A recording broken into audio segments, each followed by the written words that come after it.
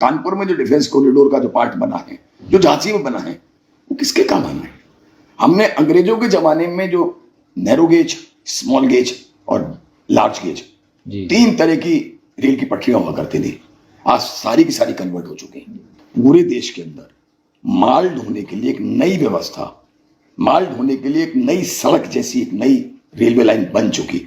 नमस्कार, यूपी की आवाज में आपका स्वागत है। मैं हूं मानवेंद्र। जी हाँ दोस्तों, हमारे साथ हैं रे इंटरनेशनल के सीईओ अजय पटेल जी। आइए जानते हैं जिस प्रकार से गारंटी की खास तौर पर अभी मुद्दे उछल रहे हैं और ऐसे में विपक्ष भी लगातार हमला कर रहा है, लेकिन चुनाव का माहौल में क्या कुछ है और किधर जा रहा है पूरा चुनाव, इस सब पर बात करेंगे। अजय सर, आपका बहुत बहुत स्वागत है। धन्यवाद।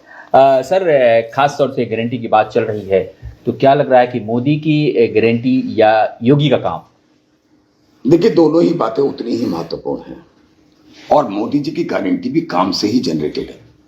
आप ध्यान से देखिए, कौन गारंटी दे सकता है? केवल उसी आदमी की गारंटी की वैल्यू होती है बाजार के अंदर जो आदमी काम करके दिखाता है, जिसकी जबान में कोई भरोसा होता है।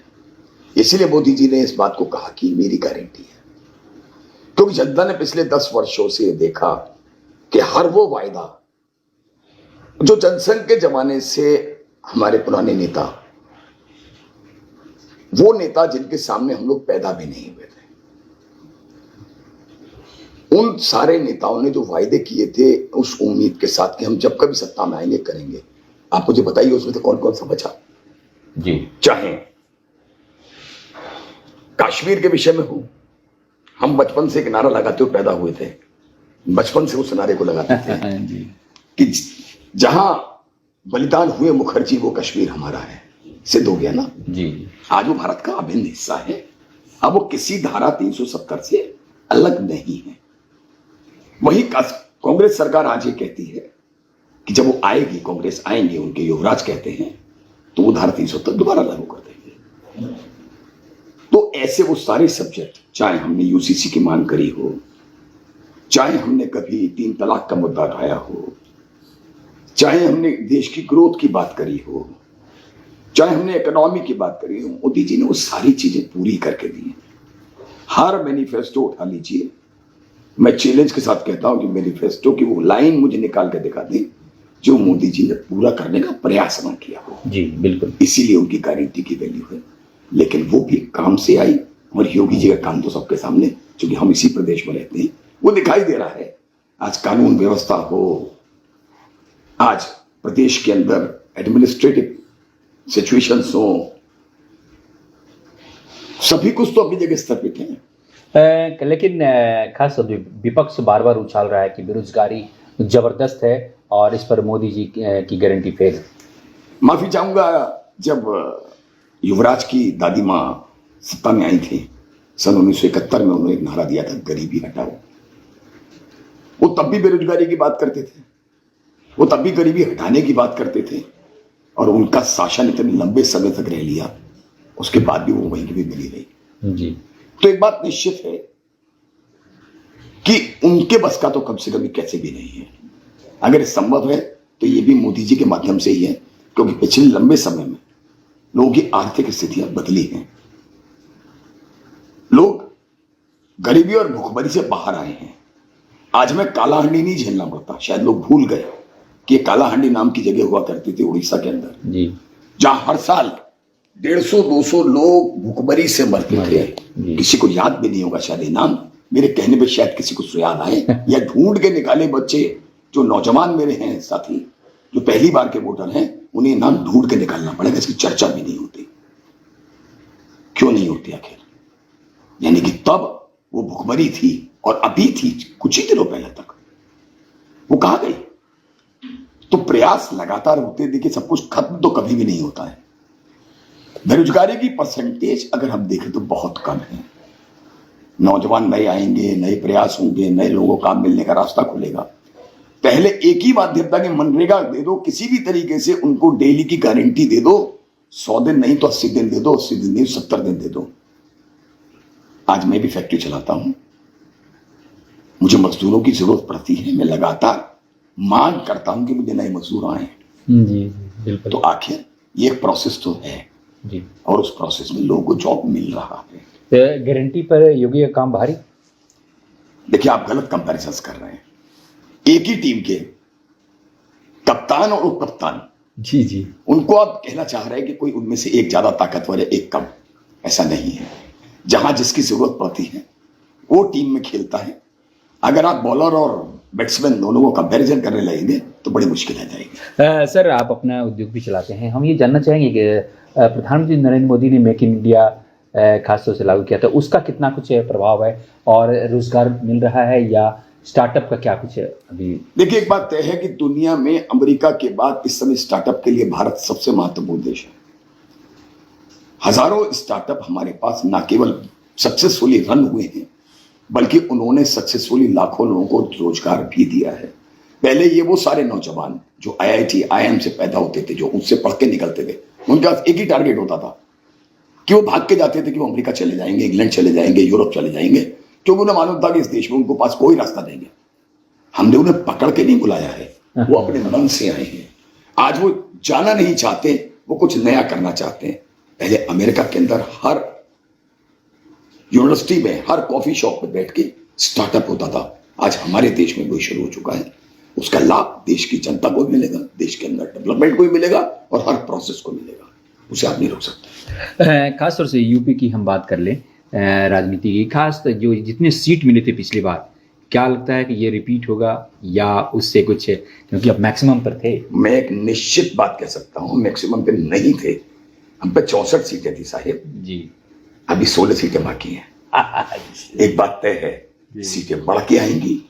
दुनिया की कोई ताकत उन्हें बढ़ने से नहीं रोक सकती, क्योंकि प्रदेश की जनता बहुत अच्छे से जानती है।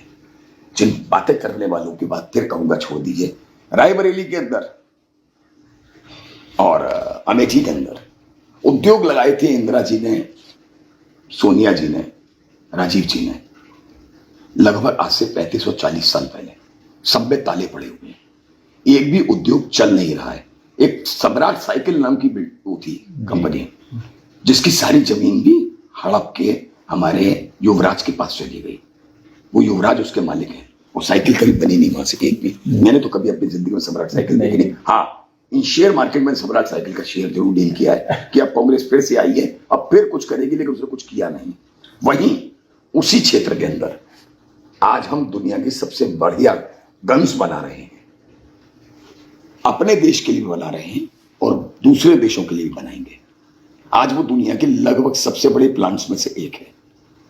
तो ऐसी बात समझना पड़ेगा कि जब देश के हर क्षेत्र में, प्रदेश के हर क्षेत्र में नए उद्योग आगे बढ़ के लगेंगे। आखिर यहां जो हमारे यहाँ डिफेंस कॉरिडोर बना है, कानपुर में जो डिफेंस कॉरिडोर का जो पार्ट बना है, जो झांसी में बना है, वो किसके काम आना है?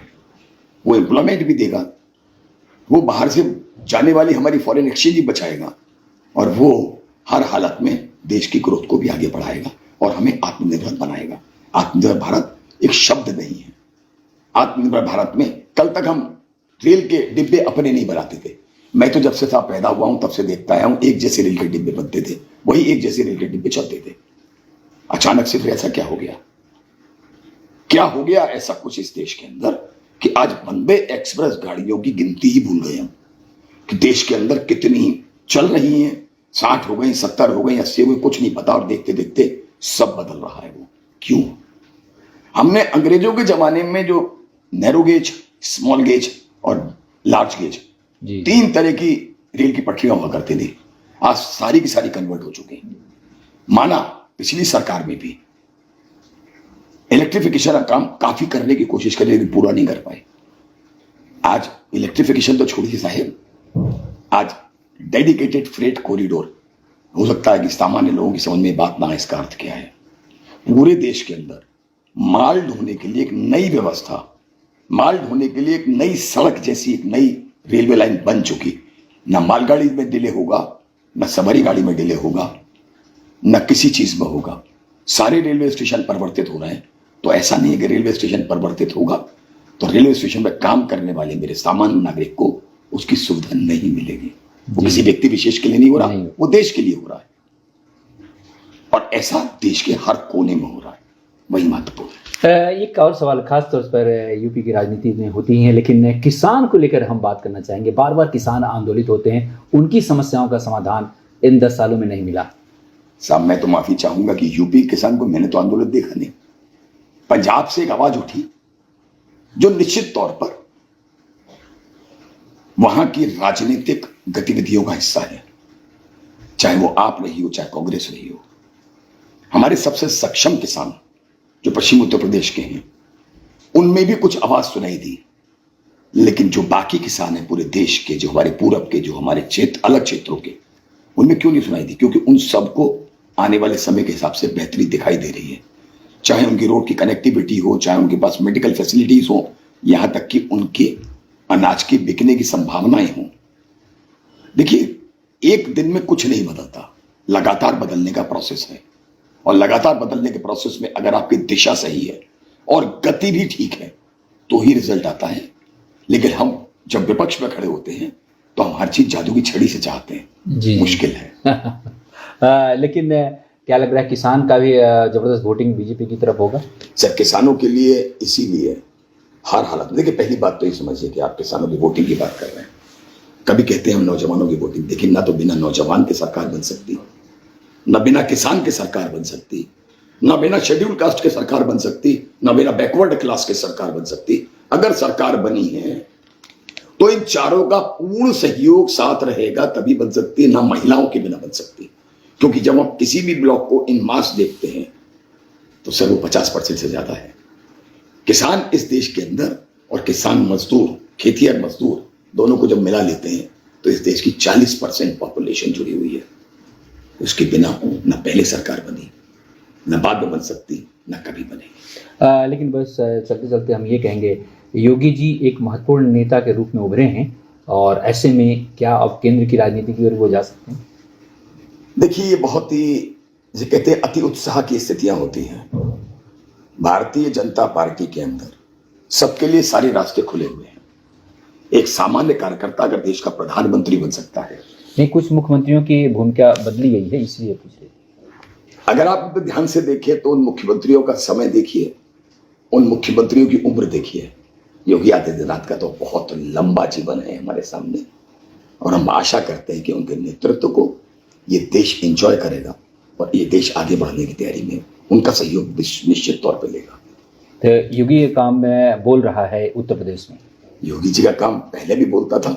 योगी जी के विचार स्पष्ट हैं। योगी जी कभी भी स्पष्टता के बिना कुछ नहीं कहते।